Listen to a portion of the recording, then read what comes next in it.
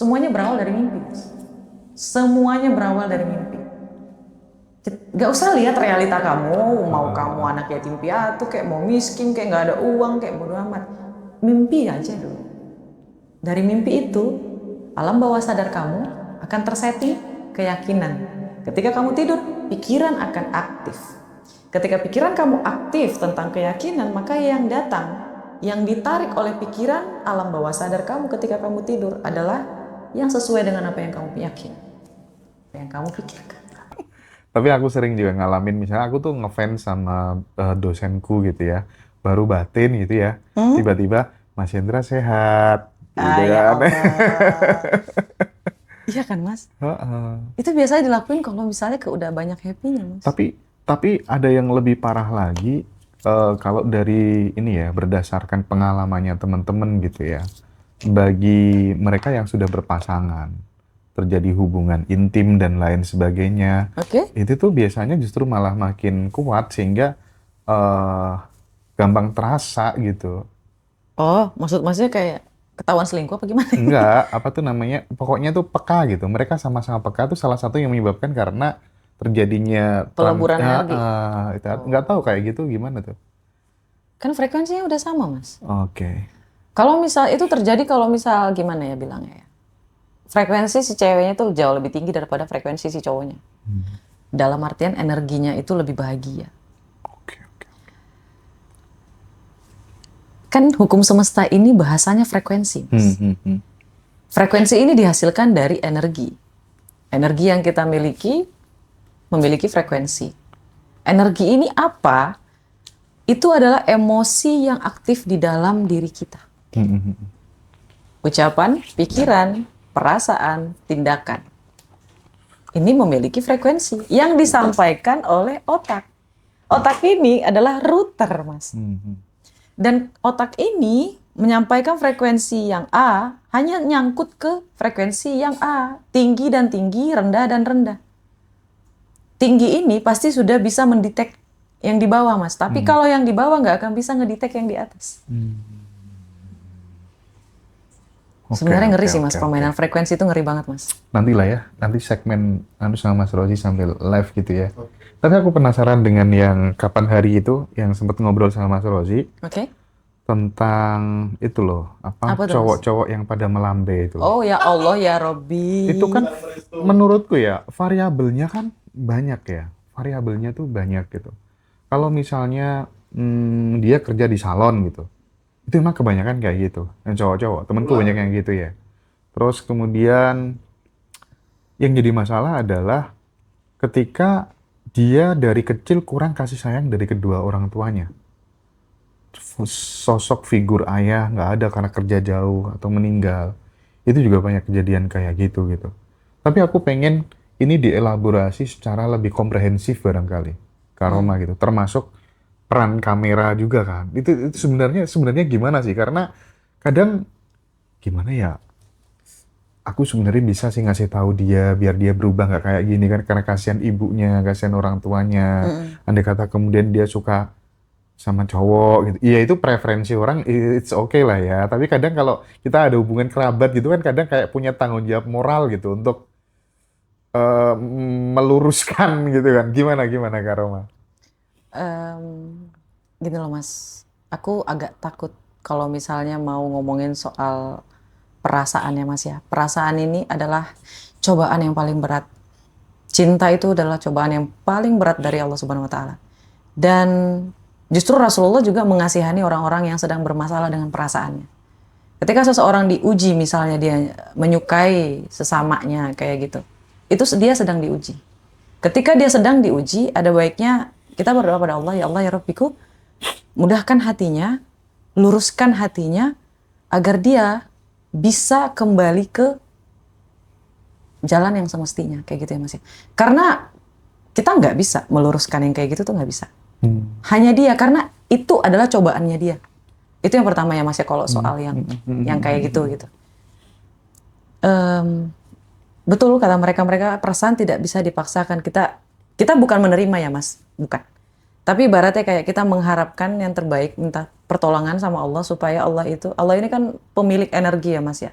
Kita nggak bisa mengubah energi orang lain, kita nggak bisa. Kita hanya bisa mempengaruhi. Kalau mereka energinya kayak gitu, itu hanya bisa, wewenangnya cuma dari Allah Subhanahu Wa Taala. Itu yang pertama. Yang kedua, itu adalah Feng Shui. Itu dari Feng Shui, Mas. Yin dan Yang. Oh, Yang cantik itu cewek apa cowok, Mas? cewek. Berarti kalau cantik itu termasuk visual apa tidak, Mas? Visual. Yes. Berarti visual itu memang lebih ke wanita. Oke. Dan ketika ada laki-laki yang bermain di ranah visual, maka singkat, padat, dan jelas. Kayak gitu aja. Berarti aku udah bener ya? Bener. Udah 2 orang yang Mulai benerin tuh. besok Masnya minggir. Iya, makanya mulai besok lebih baik miring. Biar supaya tidak, ya. Mas perhatiin deh, yang pemain ESQ, ada tuh yang sampai 1 juta follower. Cowok. Pemain ESQ. Iya. ESQ itu Etnis Tionghoa juga. oh, Pemain ESQ. Yang pemain ngebahas ya? tentang Bukan penulis ya? penulis. Ya, dia juga motivator. Pak Ari. Mungkin, aku kurang tahu namanya. Kenapa? Beliau juga itu selalu menghadap miring kayak gini. Dia ngadap ngomong ke sana, Oh, dia bukan tahu ngadap- ilmunya berarti. Yes, itu dari Feng Shui. Saya tidak mengarang. Itu betul. Tapi menarik loh. Beliau tuh punya banyak ilmu ya, Mas. Salah satunya waktu dia masih susah dulu, itu tuh setiap keluar rumah, ketemu orang di pinggir jalan, selalu mendoakan gitu. Itu memang berimplikasi positif terhadap jalan hidup. Yes, Mas. Setidaknya ketika kita tidak bisa menolong orang banyak ya, Mas ya. Setidaknya ketika kita melihat orang dan kita tidak mampu untuk menolong, lebih baik nggak usah komen, ih kasihan ya, nggak usah. Mending, ya Allah ya Rabbi, kok mudahkan rezekinya supaya dia bisa jauh lebih hebat daripada yang sekarang. Ketika kita melihat orang yang lebih susah dari kita, Mas, kayak gitu, kita malah mendoakan, ya Allah ya Rabbi, kok banyakin customernya, ya Allah ya Rabbi, kok banyakin pelayannya, banyakin pembelinya, kayak gitu. Jadi setiap kita lihat kayak gitu, berdoa kayak gitu. Itu kayak menabur kebaikan gitu loh, Mas. Menabur kebaikan atau mempengaruhi vibrasi diri si pendoa sendiri? Atau Kalau- dua-duanya? Dua-duanya, Mas. Dua-duanya. Ibaratnya kan kita mendoakan mereka, itu kan kebaikan buat kita yang balik kepada kita. Oke. Kita menyampaikan energi frekuensi yang positif, kayak gitu. Kalau misalnya frekuensi positif yang kita sampaikan, nyampe ke orang itu pasti positif, Mas. Kecuali dia memang udah negatif parah, nah itu beda lagi, Mas. Oke. Kalau orang yang sudah hilang kesadarannya, kayak orang yang pakai narkoba, orang yang peminum berat, itu sudah, routernya udah rusak. Itu susah untuk dipengaruhi positif, Mas. Susah, routernya udah rusak. Otaknya sudah rusak. Jadi, gimana caranya agar otak kita ini tetap selalu sehat dalam keadaan prima? Apa caranya? Bahagia. Bahagia. Bersyukur, ikhlas. Yakin. Usaha. Usahanya terakhir. Oke. Tapi usaha sekeras apapun gitu ya, Kak Roma ya. Kalau misalnya seseorang tuh nggak punya yang namanya prosperity conscious di dalam dirinya, itu terkadang ya udah stagnan aja hidup itu gitu. Apalagi kalau dia punya poverty conscious gitu. Nah, bagaimana sih menginstall software kemakmuran itu yang paling mudah untuk anak-anak yang masih sekolah? Yang dia terkadang mau lahir dari keluarga yang nggak mampu, itu kan bukan salahnya dia gitu. Yang jadi masalah ketika kemudian dia nanti tumbuh dewasa dan dia mati masih dalam keadaan kekurangan, berarti dia yang bermasalah. Ya. Nah, sekarang caranya nginstall software kemakmuran itu, mulai dari anak-anak yang masih muda itu harus gimana? Sebenarnya dunia ini nggak jahat ya, Mas ya. Cuman jawaban saya mungkin agak sedikit menyakitkan. Kalau seseorang itu tidak punya mimpi, maka dia tidak akan bisa melangkah. Pertama kali adalah mimpi. Dia mau jadi apa? Kalau sedari awal dia tidak memiliki tujuan yang jelas, maka tidak akan ada peluang yang datang. Ketika dia bermimpi, maka dia akan berpikir bagaimana cara ini untuk terwujud. Maka peluang akan datang. Tapi kalau dia menerima fakta bahwa dia miskin, menerima fakta bahwa dia A, B, C, D, E, F, G, terus dia tidak ada tujuan, dia cuma ikhlas, dia cuma bersyukur, tapi dia tidak ada tujuan atau target, maka sudah enough. Dia akan berada di tempat yang sama. Apakah naik karma? Sebagian naik, tapi naiknya nggak signifikan. Jadi pertama untuk teman-teman yang masih SMA, yang masih perkuliahan, setting mau apa? Mau apa? Nih aku tulis nih Mas, nih bayangin aku tulis kayak gini nih. Iya, sebenarnya itu kita itu mau jadi siapa? Mau pengen apa? Ya, kita ingin dikenal jadi siapa? Mimpi dulu. Semuanya berawal dari mimpi, Mas. Semuanya berawal dari mimpi. Gak usah lihat realita kamu, mau kamu anak yatim piatu, kayak mau miskin, kayak nggak ada uang, kayak bodo amat. Mimpi aja dulu. Dari mimpi itu, alam bawah sadar kamu akan tersetting keyakinan. Ketika kamu tidur, pikiran akan aktif. Ketika pikiran kamu aktif tentang keyakinan, maka yang datang, yang ditarik oleh pikiran alam bawah sadar kamu ketika kamu tidur adalah yang sesuai dengan apa yang kamu yakin, apa yang kamu pikirkan. Apa sih yang membuat program yang sudah kita masukkan ke kepala gitu, program-program baru yang tidak memberdayakan itu, terus kemudian tidak mempengaruhi diri kita untuk menghasilkan sebuah tindakan yang berbeda? Itu apa yang menyebabkan itu? Tidak yakin, Mas. Oke. Berbeda, Mas. Kita kan tadi ngomonginnya yang anak muda ya, Mas. Kalau anak muda, mereka itu yakinnya nomor sekian. Mereka tuh mimpi dulu, diajak untuk mimpi Oh, dulu. oke. Diajak mimpi dulu, berusaha dulu. Bangun imajinasi dulu. Yes, bangun dulu pondasinya. Kalau kurang yakin, kejar lagi. Nanti lama-lama keyakinannya akan nambah nih, Mas. Dan mimpi aja dulu, langkahin kakinya aja dulu. Karena terlalu banyak mikir nggak akan kejadian. Oke. Kalau punya imajinasi yang besar, biasanya kan akan melahirkan tindakan-tindakan yang besar. Ya, Nah, ketika kemudian tidak memiliki yang namanya keberuntungan, seperti yang didapatkan sama Karoma, tidak punya yang namanya hoki, itu kan kadang, ya gimana ya, banyak orang sukses mengatakan, dia berkata jujur, saya bisa sampai di titik ini karena ada sebuah faktor keberuntungan juga, hoki gitu. Hoki itu bisa diciptakan nggak sih? bisa, Mas. Caranya? Kan kesempatan. Caranya? Usaha, keberuntungan itu adalah usaha bertemu dengan kesempatan. Berarti jangan ngomong hoki dulu sebelum dirimu banyak mencoba dan bekerja keras gitu maksudnya? Jadi gini loh Mas ya, kita out of nowhere mengharapkan sesuatu yang tidak kita usahakan gimana ya.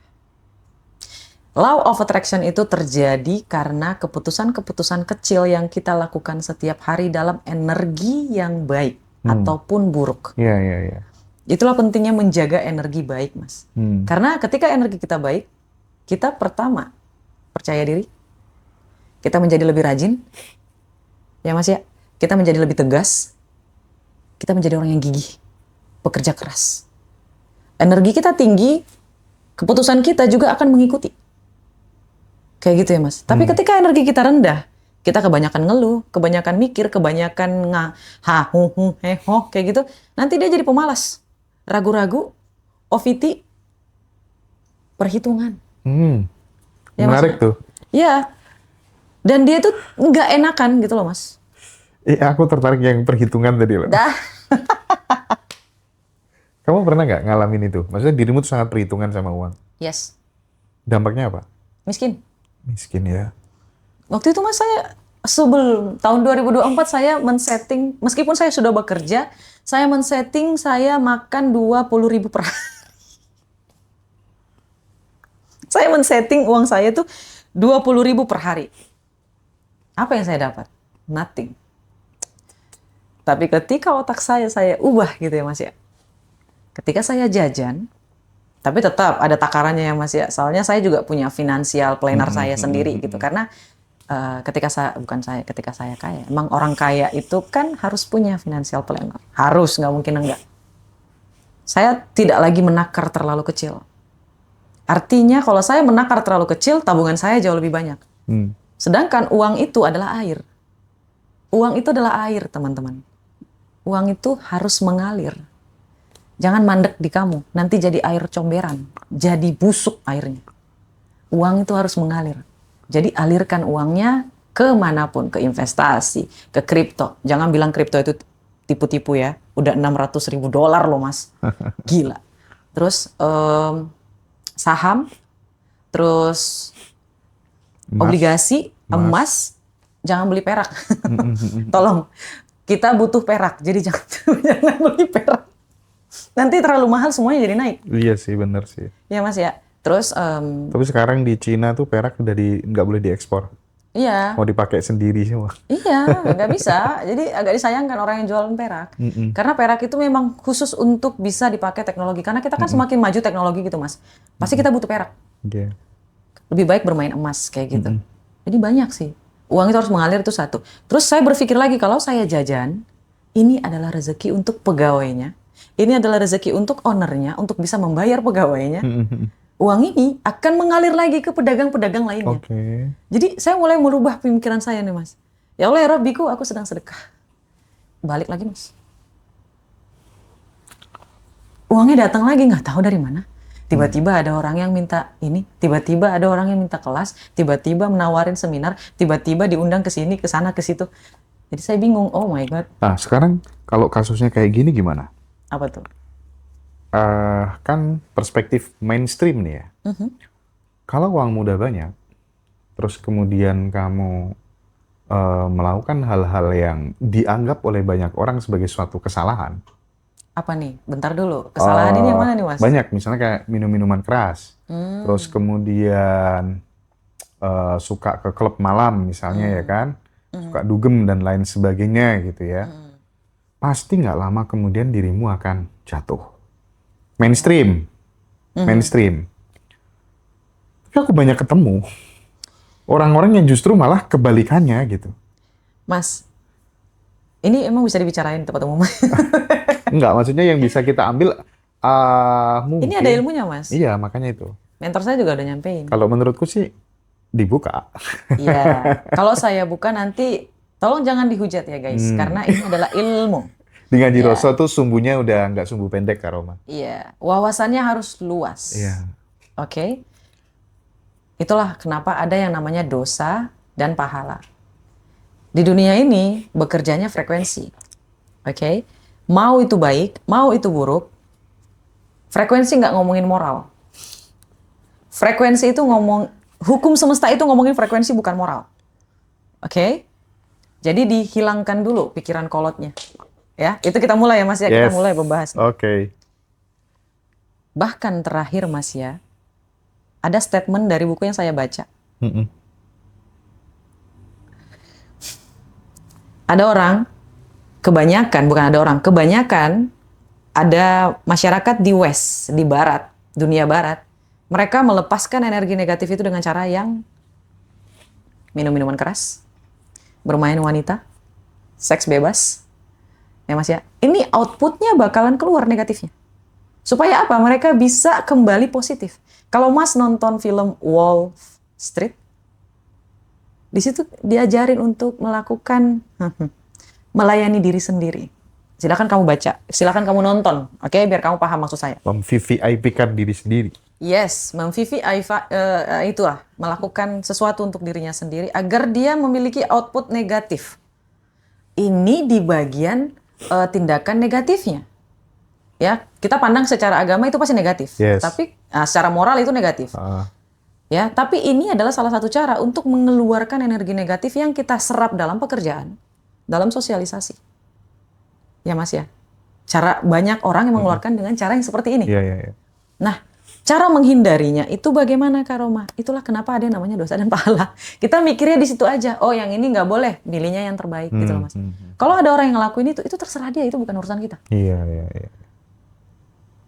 Apakah saya setuju? Nggak juga. Apakah saya nggak setuju? Ya nggak juga. Saya berpikirnya gini Mas, dosa tanggung masing-masing. Iya, betul, betul, betul. Banyak Mas. Dan anehnya, orang-orang yang besar kayak gitu, lebih nyeleneh lagi Mas. Mohon maaf ya Mas ya. Setelah saya belajar di dunia frekuensi, saya baru paham. Kenapa ada orang gila yang sampai dia beli satu pulau dan dia memperdagangkan manusia. Dan semua pelanggannya adalah anggota kerajaan, presiden, dan petinggi-petinggi di negara-negara, artis-artis. Mereka melakukan tindakan yang aneh-aneh di pulau itu.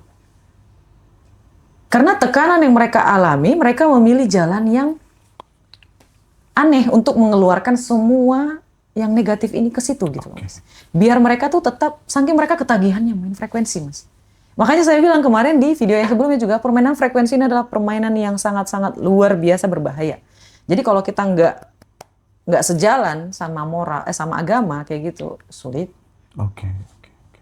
Ketika dia sudah melakukan yang tadi Mas bilang minum-minum segala macam, itu besok pagi energinya, ting, energinya bersih lagi, jernih lagi, kayak gitu loh Mas.